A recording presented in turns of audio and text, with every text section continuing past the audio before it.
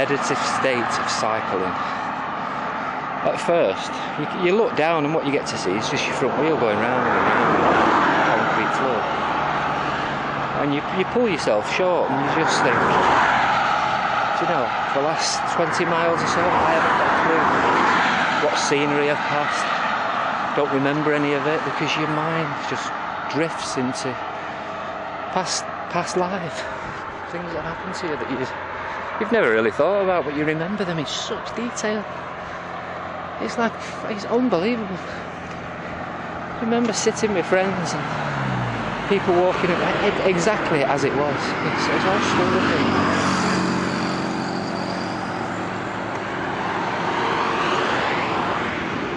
And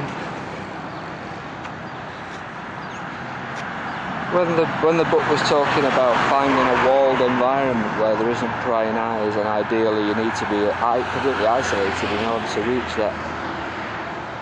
that state, it reminded me of being in solitary confinement in high security prison. The time I spent in solitary, there was no windows in the cell. The exercise yard was a cage within a stoned walled environment. It wasn't particularly big, maybe 15 paces by 7 paces, so you were completely cage lined. But after, I think I spent maybe 4 weeks in there, after fighting and I found it, when it was over, I was quite disappointed to have to go back into the main wings with all the other inmates, because I'd gotten used to being used to not having to be conscious of who was around me or what others were up to. And I think it's the same with this motorway run. I don't have to focus in on the little villages around me and seeing what sort of reception I get from them.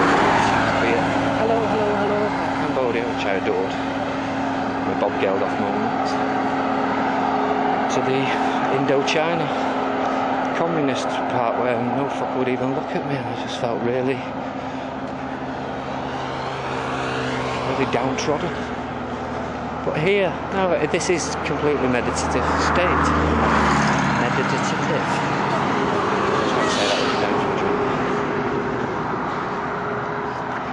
And that bloke last night, the ex-vet, that's all he was talking about, looking for karma.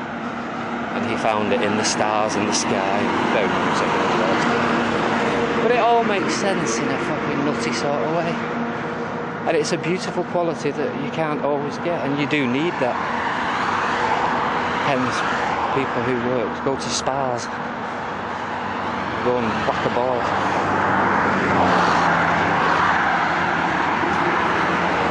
Bored myself to death.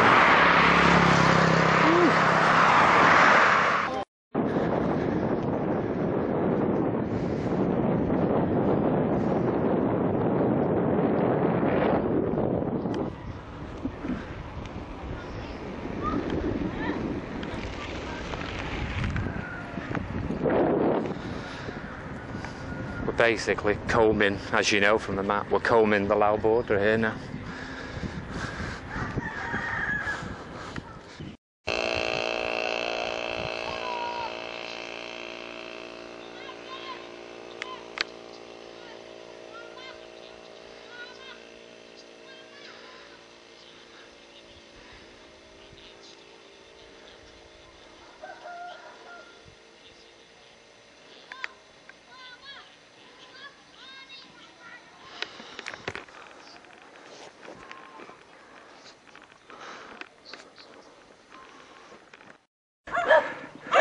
It's that hot. It's the only house round here. Nothing else at all. But I was just saying, I'm wiping my face, and no sooner as I put my glasses back on, and it needs wiping again. But I've tried to ride my bike. I've got it in a really low gear, much lower gear than I've ever had to use before. And I can't ride.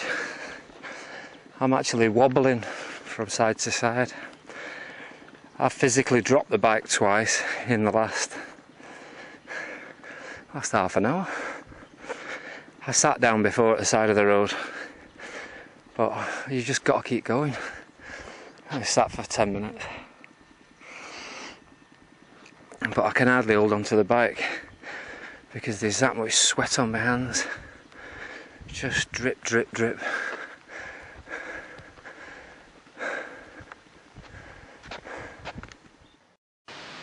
The hammock is out again, as you can hear, right at the base of the waterfall, which is nice. Who I'm assuming is the manager of this place. He's just come over and told me you can't put your hammock there.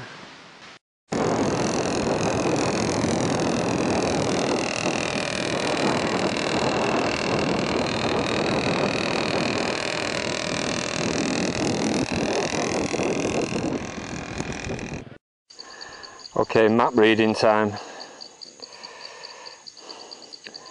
That's my top destination. There's my compass.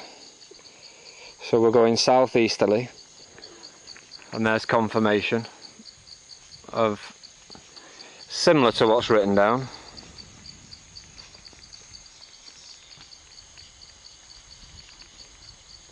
Well, so I have it in English as well.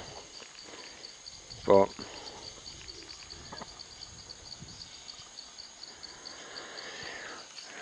the signs are no good. Writing it down is no good. That's your information. Every time you go into a new province, you get these like, this guy's like King Kong. And you'll notice the changes immediately.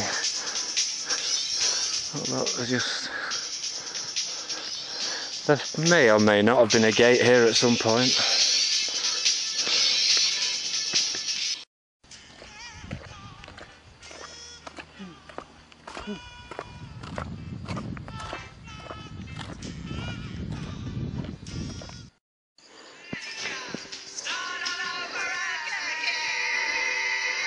I think I'm her rabbit now.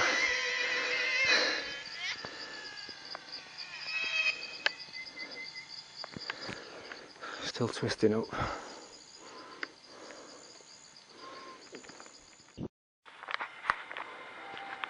Just stopped here because my battery's going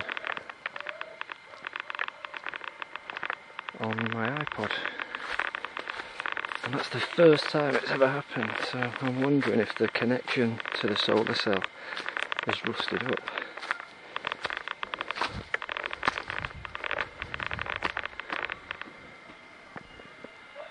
Another school. I thought they were going to be looking towers then, over into the mountain, but no, just into the school.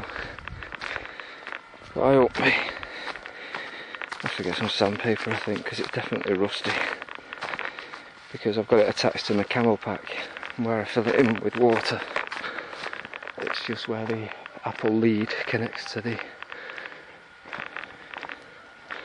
jack socket of the solar cell. Oh, stop and finish this bottle of Coke. I'm at that breaking point again. I've lost one of the wing mirrors. We're just cutting through some of the rocks now. Thank fuck. For Jesus. Yeah, I mounted my bike and just fell off it sideways. I shouldn't laugh. But everything seems to have moved a bit. And it's kind of put me off balance a bit, but I feel very lightheaded. I suppose it's now that Mother would say, oh, you'll have an accident. And she's not wrong.